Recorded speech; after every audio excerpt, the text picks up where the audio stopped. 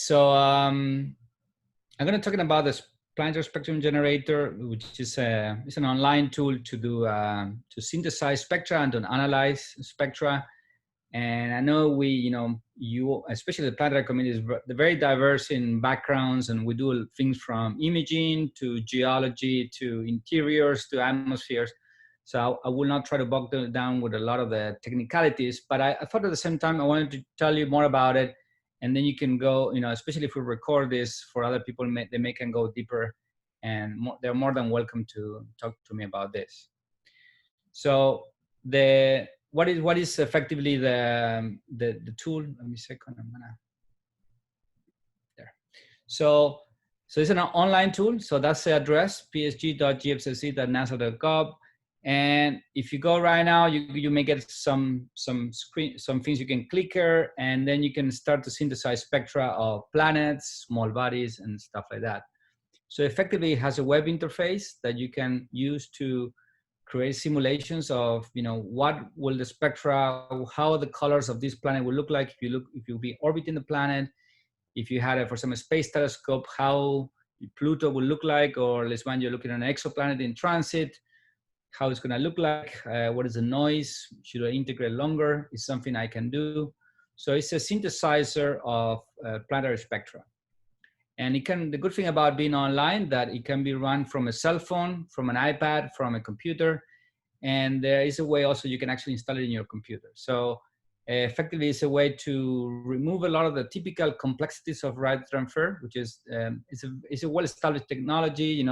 People have been working there for decades, but I've been working there for many, many years. I always found it to be very difficult to run a simulation. You need to be, there were a handful of people who are capable of doing it, because the softwares are so complicated that I think the idea of the tool was to make this much more accessible to the community. So what it can do, it can synthesize spectra, or anything from the UV up to the radio domain. You can synthesize spectra of any planet, small body, or an exoplanet from any telescope you can think of, any orbiter, or even any rover out there. You can has a 3D calculator, which is actually very nice. It's one of the things when you want to compute spectra of bodies, you want to know where the location of things are. If you have a planet, where the orbiter is, where you are, and then that allows to make the calculations accurate. So having a 3D orbiter calculator as part of the tool, I thought it was a very important thing. You can synthesize spectra with different ways. So if you go more deeper into the way the spectra is being computed, there are multiple different ways to do it, but effectively the main ones are line by line and correlated K, that's for atmospheres. And for surfaces, you also have some different, one of them is more popular, HAPK, it's a scattering model. Also has fluorescence, non-LT, a lot of the classical excitation processes that happen in atmosphere to make predictions about how the fluxes are coming out. And I think one of the neat things also in just part of the tool is that you can also set calculate noise and sensitivity. So it allows you to see, can I detect water on this planet? Is the signal bright enough? What is the best wavelength to do it? Should I do it at radio? Should I do it in the UV? And you can play around all that with the web, makes everything very, very simplified. So it has been actually very popular already. It's getting already almost 1 million hits per month, which is actually pretty good for the tool. And the good thing is that the little cluster that we have at Goddard can handle that load. Is the way that the architecture of the code has been designed. It can handle very, very high load. So it's actually running at actually a very low performance, is actually even with that amount of hits per month. And most of the people in Europe use it for classical planetary sciences and a lot of exoplanet work. In the US, a lot of exoplanet work and a lot of planetary sciences. In Asia, China, and places like that, you get a lot of use for Earth sciences, remote sensing of our own planet. So a lot of people from everywhere use it for different things. And it's already, the reviewers were very happy with the tool. So even though when we were thinking about the tool, we didn't know, a lot of people told me that it's going to be not useful, but the reviewers saw the value. So, and the number of hits indicate that it's being useful for the community. So we're working on dedicating more resources to this. So what is the tool actually? So the tool has is a couple of servers at Goddard that had which is this computer here that has all these I would call codes or special codes developed for computing radio transfer, which is the process of light going through atmospheres on the surface of planets and predicting fluxes. For order to do that, first of all, you need to have information about how the molecules, absorb radiate fluxes. Those are the line lists. There's a lot of line lists out there. Some of them are huge, some of them are small. So we have worked with collecting almost any database out there. We actually went to the biggest ones and we put them all inside the tool. It's also a good thing. Typically one code works with one database. Now our code works with all the databases. That makes the calculations very accurate. We also put a lot of information about optical constants. Those are things related to the surface of planets, so we can compute ICs or solid surface features on planets. And we can also compute, for example, aerosols. We have a lot of aerosols that we can compute on different planets and also exoplanets. The next stage is once you have all that thing, have a lot of atmospheric models. So we have a lot of information about, for example, weather forecasting tools for Mars, weather forecasting tools for other planets. We use something called MERA, which is a tool that predicts the weather from Earth. It's based on collection of thousands of orbiters and measurements done since 1980 until now. And we use all that to create an atmospheric state of the atmosphere, 3D state, and we use that for our information to the Earth atmosphere. So it's very accurate. People use it for telescopes. And also we have integrated a lot of models of missions and orbiters and telescopes. So when you put all that together, it allows you to see how the light of a planet or from a star or an exoplanet or a small body will look like if you will look with different telescopes. And this is the technical thing, and I want, even though not all of you care about how the computation is, but this is kind of, I think, what makes the tool valuable, that is very realistic. Actually has been benchmarked using the best codes out there, and it's very fast too. That makes it also very, very, very, you can compute things in seconds, which is very nice.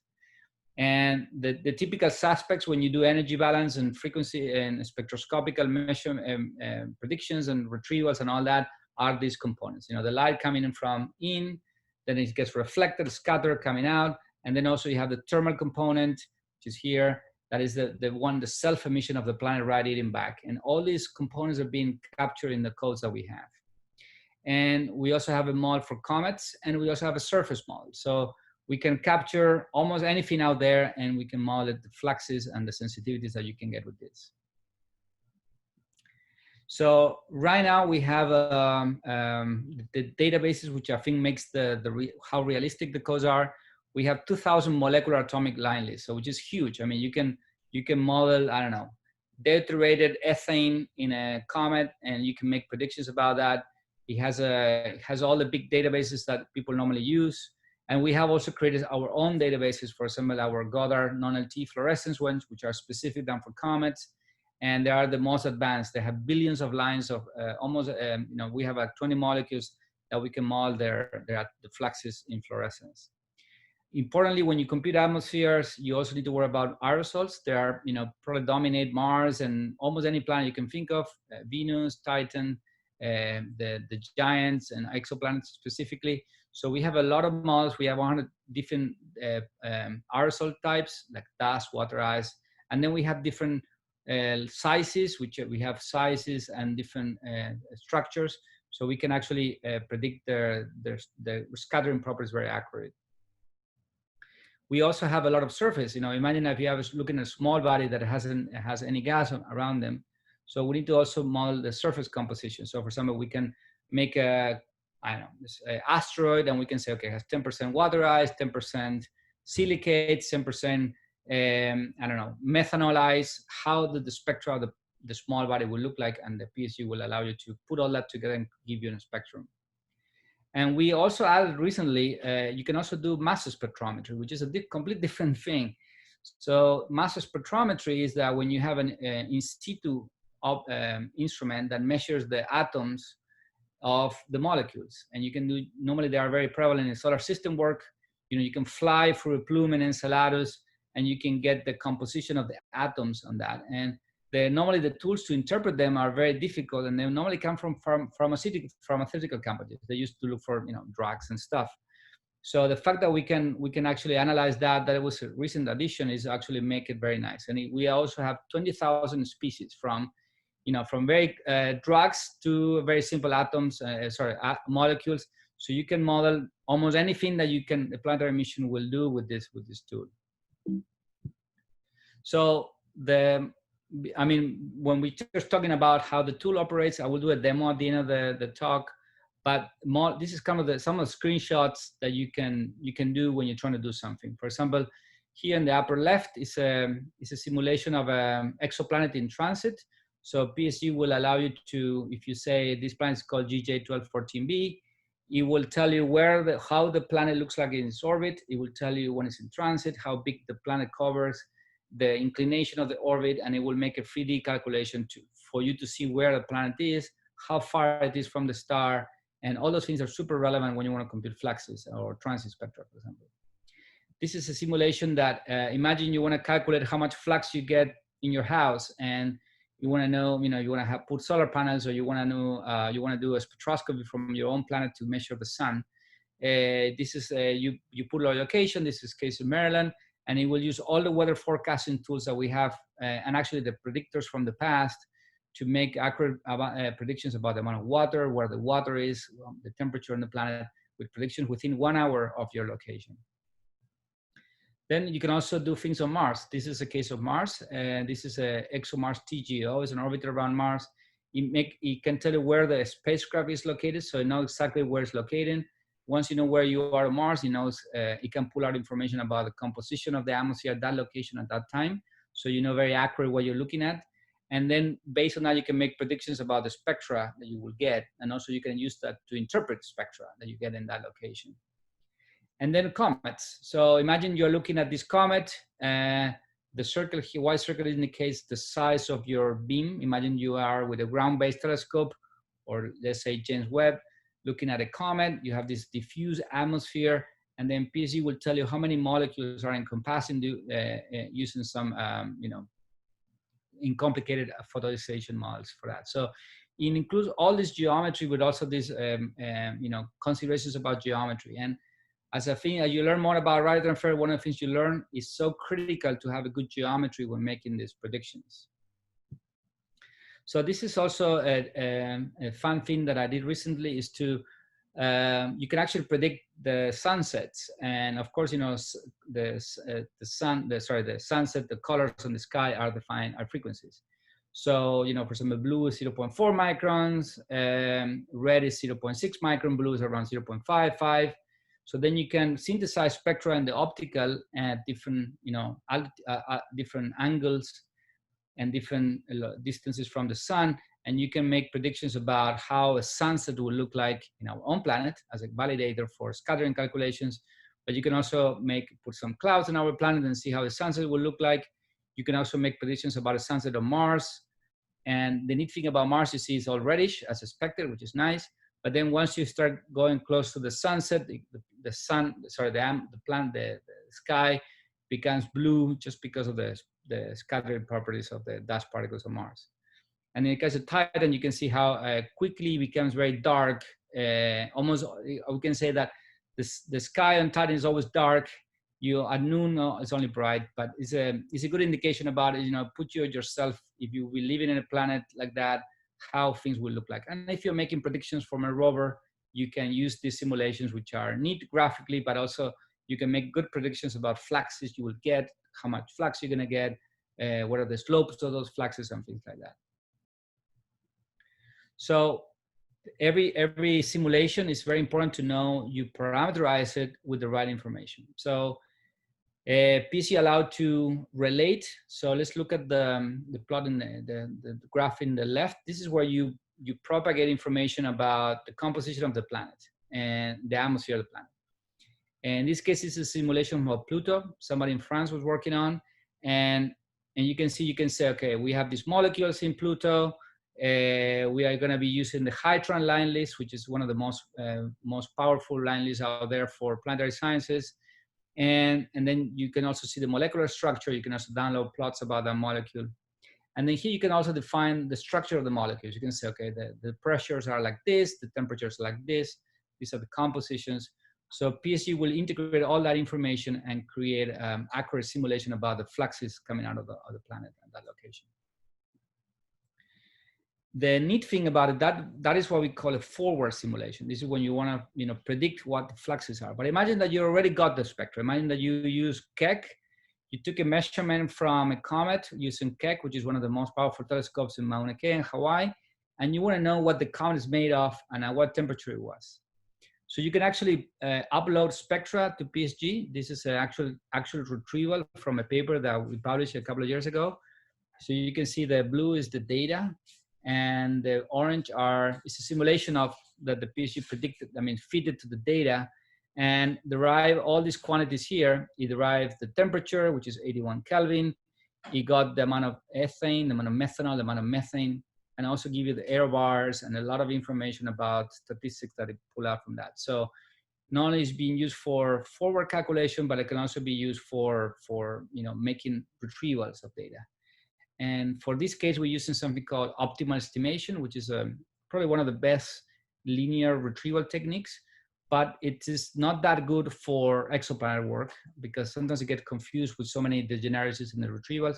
So we're working into implementing something called Monte Carlo or some sort of samplers and multi-nest specifically to advance, to port this thing also to make other type of predictions beyond optimal estimation. And this is also an interesting thing we did. So a friend of mine has a lab at Goddard, and he's looking for, complex organics on the moon and rocks from everywhere. And he told me, okay, I'm going to take a data. I'm going to give you a spectrum that I got from a pharmaceutical company, and you need to tell me which molecule is there. So and now this is mass spectrometry. So he gave me a spectrum collected for the mass spectrometer. You have here Dalton, which is the mass of the atom and the relative abundances. And I put it in PSG and I say, tell me which molecules are. And PSG look at the structure of the bonds and everything and can make predictions about which molecule is probably there. And I got that pentanol acetate was the highest percentage. You can see you also have very similar isomers, which can also be mimicked. But fortunately, the first match was the match that he was giving me the data. So it was already a good validation that you can do, you can actually derive the composition of samples. Imagine you get a sample from Mars in a couple of years, then you can put it into this tool and it will tell you what it's made of. You can also synthesize, this is a mass spectrometer. There's a mission on Mars called MAVEN, and it has a mass spectrometer. So once it goes through the atmosphere, it collects the atoms, and it can know what the composition of the upper atmosphere of Mars is. No? And one of the things we've been doing is to analyze data with this tool. And this is, for example, a prediction that the PSG is making based on general circulation models about how the peaks look like. And they're very, very similar to what the data being collected. So you can use this to interpret the data you collect and understand more about the upper atmosphere of Mars. And this is actually a collection of data on Rosetta. Rosetta is an orbiter on the comet 67P, and it was flying around the comet and also landed on the comet.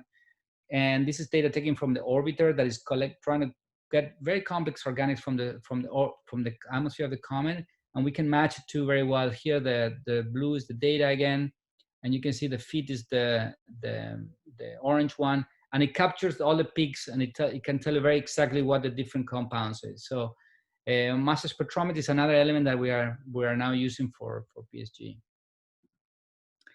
Another thing which I think is very neat is that, especially for exoplanets, is that typically with exoplanets we only get a dot of light. We cannot map the planet and get all information what the planet is made of. So the next stage is to what if you imagine if you have a planet with a lot of clouds and a lot of stuff. What is the combination of all those locations into a single unit of flux?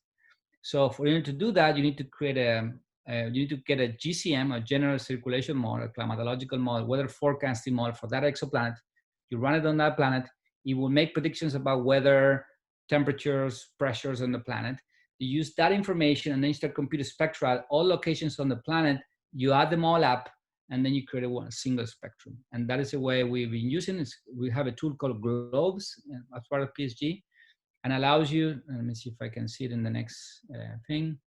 So here you can see it's also a nice visualizer. You can upload GCM data. This is from Earth. It was simulation for Earth. You can actually also visualize things on our own planet.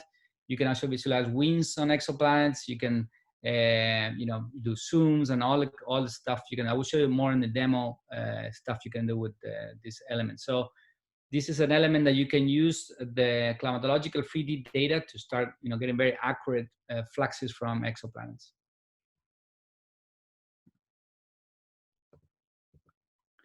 Okay, so that was all for the web interface. And we are science, we all know, we like to do things scripting. We don't want to be all the time going to text boxes and running stuff. So the tool was always designed with the idea that you will be able to script this and be able to run this without having to go to the GUI all the time.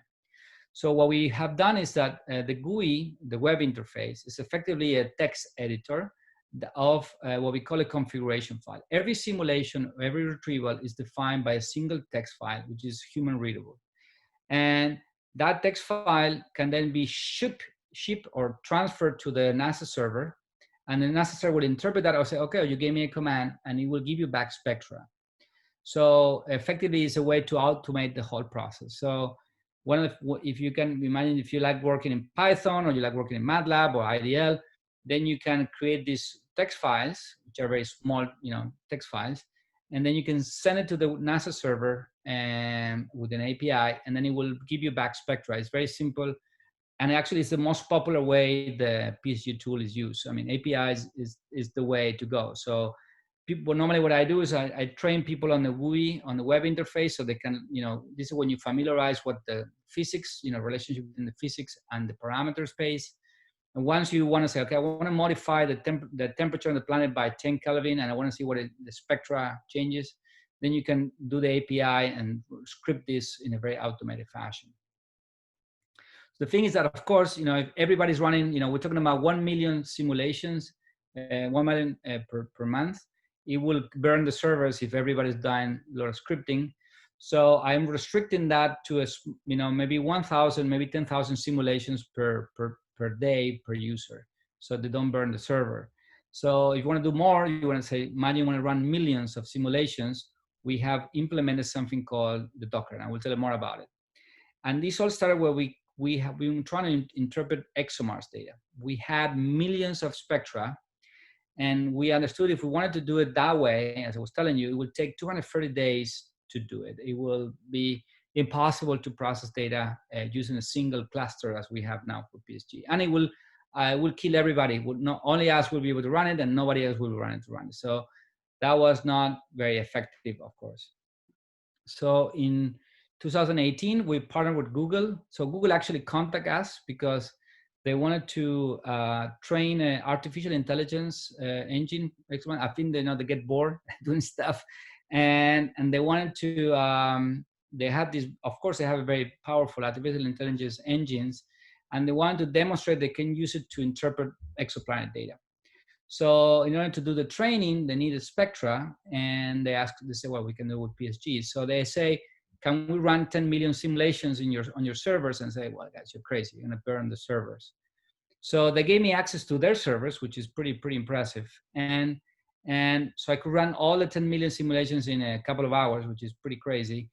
And they collected all the spectra and they did the training. And the good thing about this, collaboration is they told me how to port PSG into a different machine, into a non-normally server, but into a Google server, into somewhere else. And that was a very important thing. And so I learned about Docker, which probably a lot of you know, but I didn't know. And Docker is a virtualization tool. It allows to install like a virtual machine in your computer, and you can put any OS you want. In this case, you can put a CentOS Linux machine, which is the one runs PSG, and you created like a little cluster in your computer. And it's multi-threaded, so it's super fast, and it uses all the capabilities of your own computer, but like this. So Now you don't have to worry about burning the NASA servers. You can run it in your own machine. And if you have a lot of machines, you can actually run it in a lot of machines. So now a lot of people, I have a lot of different groups who have created like little farms of PSG machines, and they can install PSG, gets updated all the time automatically, so it's up to date all the time, and it's constantly being running things out of the problem of having to worry about installing complicated software. And remember, this is a very complicated package of software. Without the virtualization technique, it would be pretty much impossible for users to install all this. So having a virtual machine was an easy way for people to run a lot of things at the same time. So before, I thought it was a good idea to do a little demo about how to run the tool. And I heard that I don't want to make it that long, but I maybe do a 10-minute demo about how to run the tool. So let me show this. So here you can see my screen. This is my local version of PSG. So if you never run it before, and if you go to a web browser to that, if you go to that address here, the psg.gfcc.nasa.gov, you will see something like this. So these are like templates or pre-created configuration files for different things. So imagine we click here on this one here, which is a commentary one. And then you see it's very fast. It only took 0.10 seconds.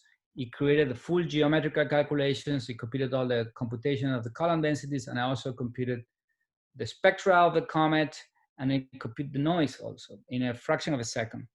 And in this case, let's go for the comet. This is a comet called 46P. It's a periodic comet, and there are 3 blocks in PSG: the geo-object, the composition, and the instrument. No more than that. There are only 3 things, not 20, only 3.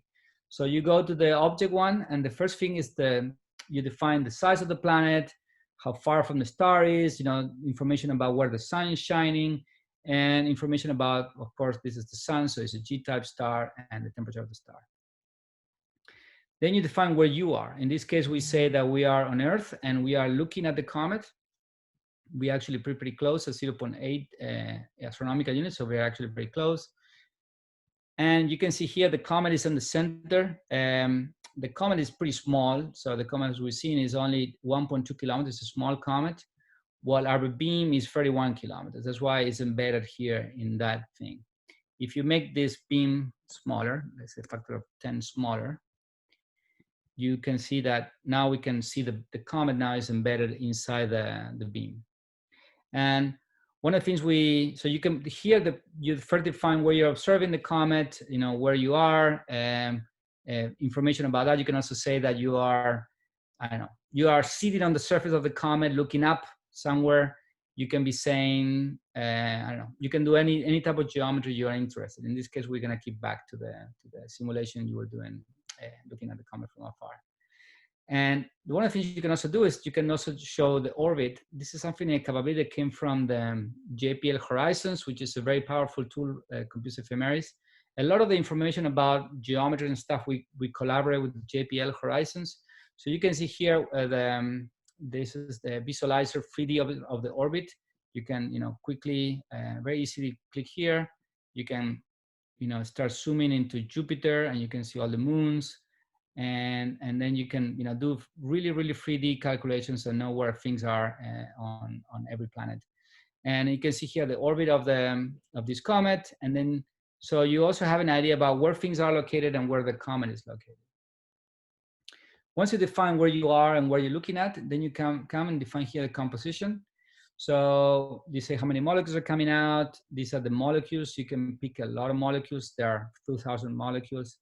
And there are a lot of databases you can pick. So in this case, we picked our fluorescence things.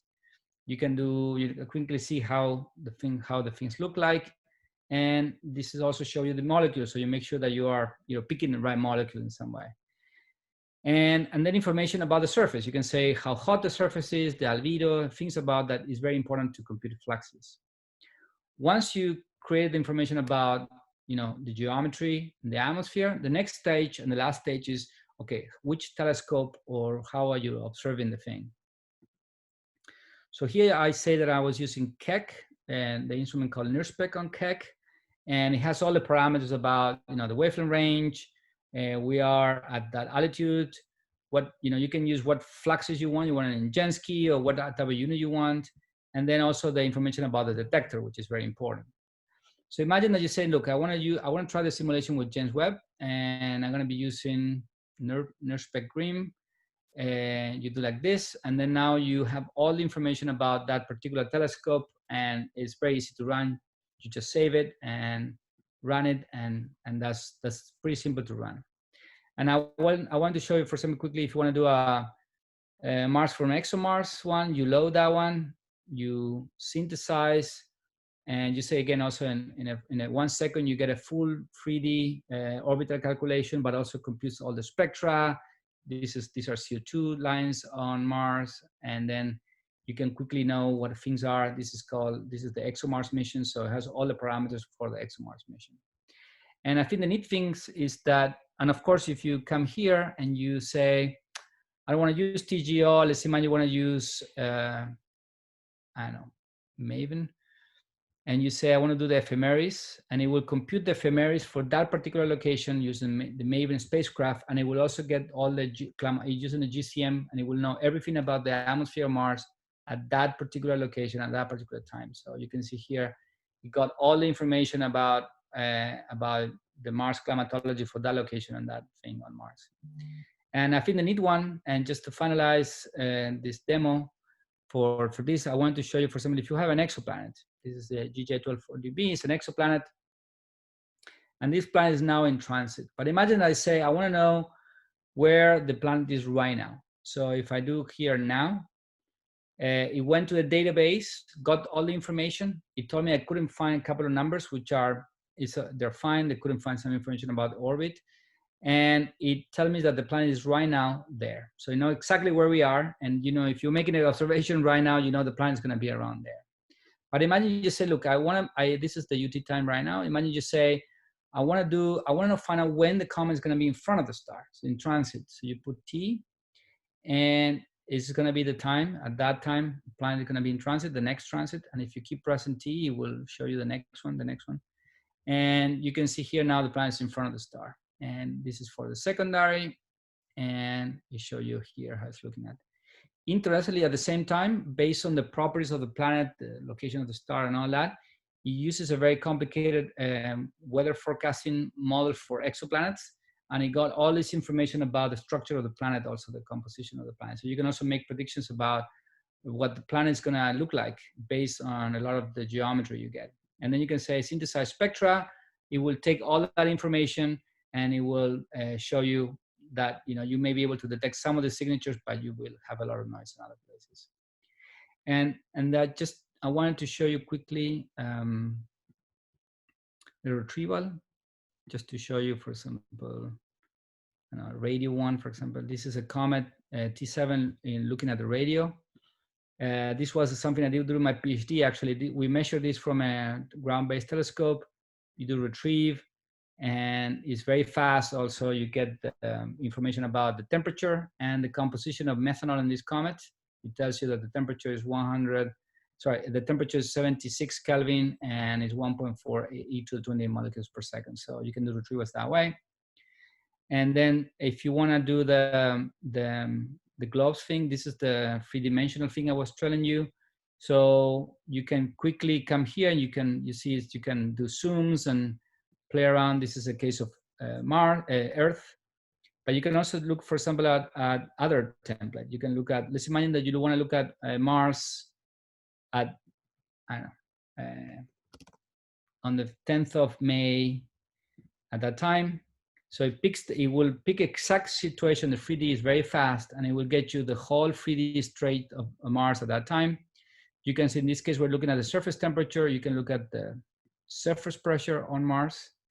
And if you do a zoom, you can see how this is Olympus Mons. You can see how the winds are going around all this. And having all that information, you can also decide to create spectra using all that information and create spectra. So this is another powerful thing. And one of the things we did is that, if you never use the tool and you see, oh my God, there's so many things. How do I start with this? So always up here, there is a help. It tells you how to run things. There is some information about the orbits, the information about the geometries. And the tutorial is 1 hour tutorial, goes into depth in how to run things. But importantly, that is always information here, how to run things in the top. And even if when you're running here and you're wondering, what is that number here? What does that number mean? If you leave your mouse, it will tell you what the number means. And if you want to have more information, you press on the I here, and it will go into that specific details about that particular variable. So we're trying to keep it as documented as possible. We also added this little virtual scientist. It's a simple one, but I don't know, you want to do how to run project transfer, I don't know, something like that. And then it will try to interpret that, and it try to explain you can, you can follow what it's a good way to, quickly access information with this. So we're trying to make it as accessible to everybody as possible. So with that, I think I'm gonna stop here. So if you have any questions. I was wondering if you could talk a little bit more about the code base and software architecture and, for that matter, the licensing. Yes. So, well, the code is free. I mean, the license is free. So, I mean, this web tool is fully free. So what we did is the whole web interface is PHP, which is a web interface, is a web coding. So we use HTML and CSS to, the graphics and all the time. We use a lot of JavaScript. We don't use Java, we use JavaScript. So we try to keep it as clean as possible. We try to don't use a lot of libraries, so to keep the code controllable, and we don't have to, we don't never know what you're gonna get. So the code, the only library, the external library we use is Plotly for the plots. So let me see.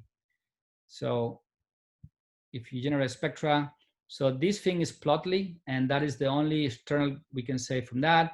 And then from here we use the for these ones we used some of the 3D JavaScript things for this one, but we try to keep away from using a lot of complicated things beyond that. And then for all the radio transfer, all the codes that are running the inner what this thing, the PHP code is doing is calling executables. All those executables are C codes, and they are multi-threaded C codes that are, pretty much, again, don't use a lot of libraries. They are pretty much very long C codes that run behind the desk.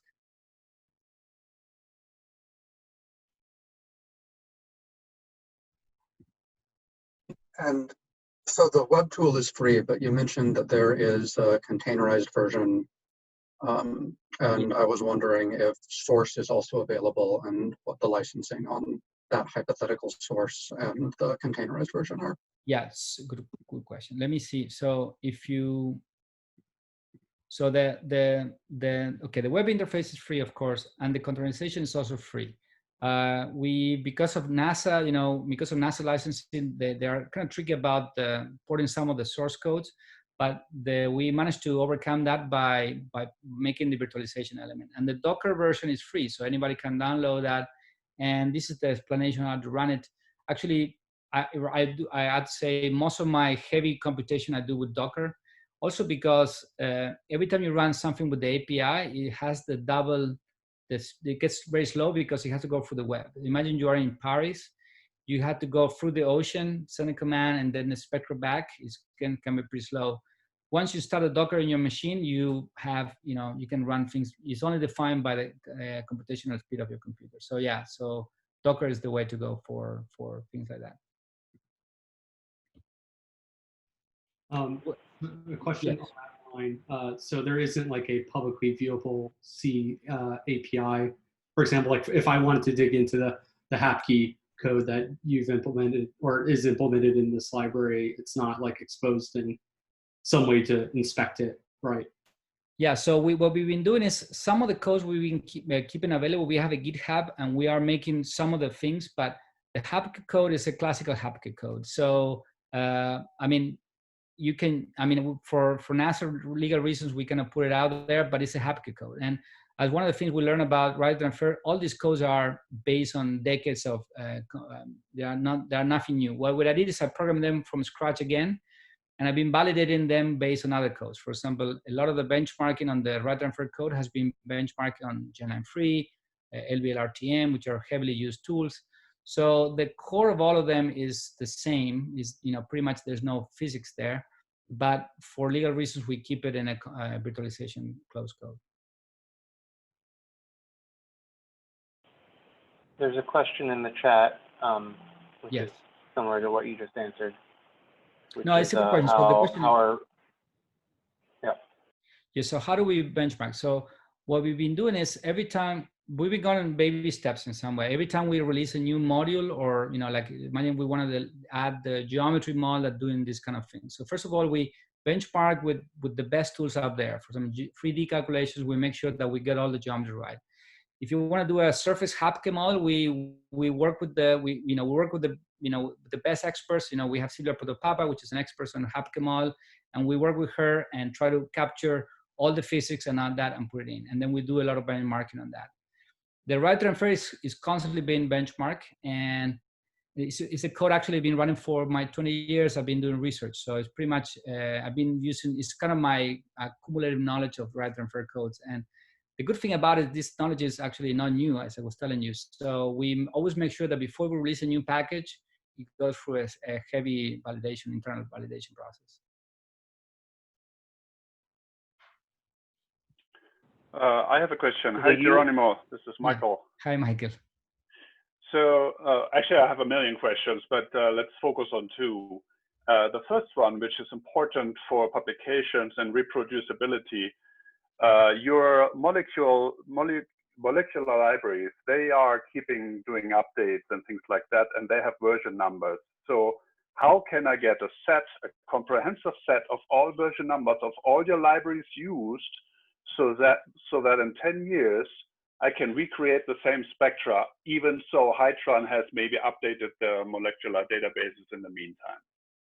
Yes, so that's a very good point about Prosody. So the problem with databases is that they constantly grow, and it's always a hassle with that. And I have to say, it's always a challenge with that. My impression about it is that you use the best you can. Normally, databases tend to be very, normally when you, especially line lists and spectroscopical databases, they grow over time, but they don't cancel the past. So they advance something. They are not, you know, typically they don't destroy everything in the past. But it's good always to keep updated. So our approach to this is that we call it a dynamical approach. So every time you make a simulation, it will have a header with all the information that it tells you when the simulation happened, which databases you use this database from here, from there, and then you document that. And actually that's the best way for us also to imagine somebody comes and tell me, hey, you know, I ran this simulation 2 months ago and I got something different. What happened? The first thing we do, we go to the headers and find out what could be the reason. Okay, cool. So there is, for example, the Hytron version in the header? Yeah, so it's, the information is, normally what we do, it is more vague actually. So normally the information is something that looks like this. It tells you what it did and what database. You're not sharing screen anymore. I'm sorry about that. Let me see. So in the header, you get information about when the simulation happened and which databases are used. And I know this information may be not super detailed, but having these codes that I have here and the date, we can all know what happened and all that. And if we go back to what databases are being used, if you go here to PSG, sorry, I'm gonna go here. It will, so it will tell you when it was updated and information like that is being, for every database you can plug here, it will tell you where the database come from, the source, and if it's, you know, things like Hytron, which is dynamically updated, it will tell you when it was updated. Okay, yeah. I think that's at least going to finding out why certain things have changed. I know that the Hytron group, for example, really just in the last 6 months, nightly updated some of the high frequency molecular lines. So it would be really good to understand when you get a spectrum why, you know, either certain things change, or if you want to find out, is this new thing from Hytron already in or not? that would be important to easily find out. Yes, I totally agree, Michael. And this is, I think that's one of the things about databases that they are, every database has its own challenge. So we've been trying to document as much as possible the different databases and report when the change happened. And people, the good thing about people can use different databases and they can pick different databases. So it's the best way to find out if something is specific to that database or what something happened. Right, okay. And I have another question from Anya. She asks if the, we had the problem that lab data and the UV is sparse. Yes. And you were thinking about adding some simulated lines. Is that already in? Yeah, so this is a good point. So typically what happens with spectroscopy, anything shorter than the optical can be described by individual lines. So line lists, even the big ones, the ab initio database with billions of lines, they can capture all the spectroscopy up to the optical. From the optical, which is 0.5 microns, all the way to the extreme UV, it's impossible to capture that with individual line lists. We do it for some of the atoms because there are less lines, but for molecules, it's probably impossible. So you have to rely on cross sections. And fortunately, I have to say I found that this database here, the MPA MINES database, is very good. It has information from, it's very good collection. The only problem with that database that it has too many spectra and is a little bit disorganized to mine the data. So what we have done is I downloaded all the things and I've been parsing it and I've been patching, different databases into create a comprehensive thing that goes from extreme UV all the way to the optical for almost every molecule. So then, for example, if you want to look at the water one, you see it goes all the way from extreme UV all to the UV, and it combines information from all these line lists into a single one. Mm-hmm. So now you can do now, it's included now. It's in the form of a cross section, which if you ask me is very good enough for this, and you can run it for almost any molecule you can think of. Okay, sounds cool. And one more thing, if I may, to latch on to the question of Andrew, I wanted to push back a little bit on the Hapke thing. Yes. You said there is a thing as a standard Hapke model, and I don't think that's true because you can switch on and off so many parameters. So how would we know which parameters are included, and how do we know which Hapke version you are using and things like that? Okay, yeah, that's a good point. So what we had is has been documented in the paper, and I have to say the Hapke, we use a very simplified Hapke model. The information that you plug into the Hapke is, let me see if it's plain here. So the information that we put in the Hapke is we use information about the phase, which is explained there. Information about the phase function and the Heine-Greenstein coefficient if you want to play with the Heine-Greenstein parameter, and if you have the optical constants, it will use that information. But it doesn't go beyond that. It doesn't do more than that. It's aerial mixing. It doesn't do more than that, and it uses the simple equation to compute opacity from the width of the layer. That's only that. But I agree that it could be more explained. And I have to say, I think in the paper we have more information about it, but I agree that I could put the equation here that I use, and it should be, all the mystery would go away.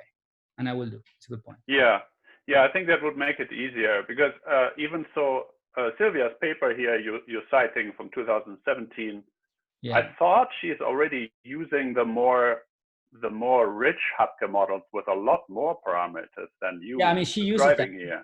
Yeah, you can definitely. So the problem is that one of the things with PSG, as you know, every code has a lot of knobs, and you can make it very complicated. At the same time, most of the people want to do the more simplified approach. So what we did with PSG, we captured the physics of some of the basic components, and then if you want to go deeper into a certain element, you cannot use the Hapke. You can have your own Hapke for yourself.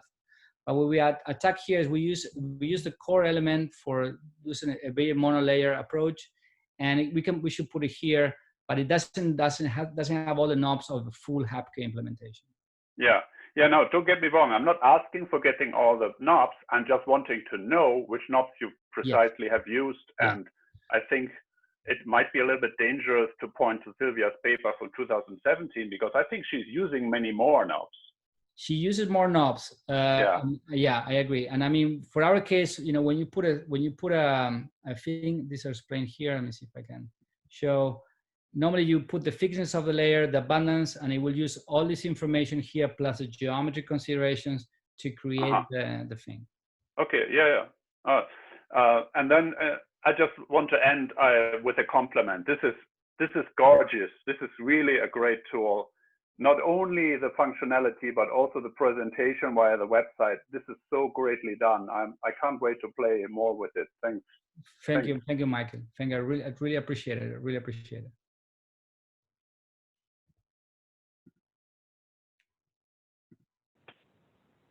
Yeah, I love the graphic design in particular. That you've clearly put a lot of effort into making it look good. Yes, and one of the we really appreciate that. Yeah, and one of the things we learn about, you know, as you know, we all scientists, and normally every time you have to run a tool, it's always so clunky and it's so difficult that you always have the massive barrier. So one of the things we wanted to make sure that we add good physics in the backbone, but we wanted to make the interface more appealing. And you know, a lot of the people who use the tool are students, and the barrier becomes, you know, almost gone there. And even though as you see, there's a lot of physics in those entry fields, they are not so intimidated by the interface. Yeah, this is great. I'm very excited too. Michael and I have been chatting on the sideline about how we're going to use this. So. Perfect. And look, I mean, we're happy to improve it and to do change. All the feedback we're getting, these are very important things. You know, Michael was talking about what equation goes here. Those are things that we can easily document, and it removes some of this, you know, obscurity about certain things. Yeah. Well, thank you very much. That's our time. Are there any last-minute questions? There's 2 more minutes. So if not, thank you so much. This has been wonderful and extremely useful, and also beautiful and clearly a tremendous tool. So thank you. Thank you, Chase. Thank you, everybody. Bye-bye. See you soon. Thanks.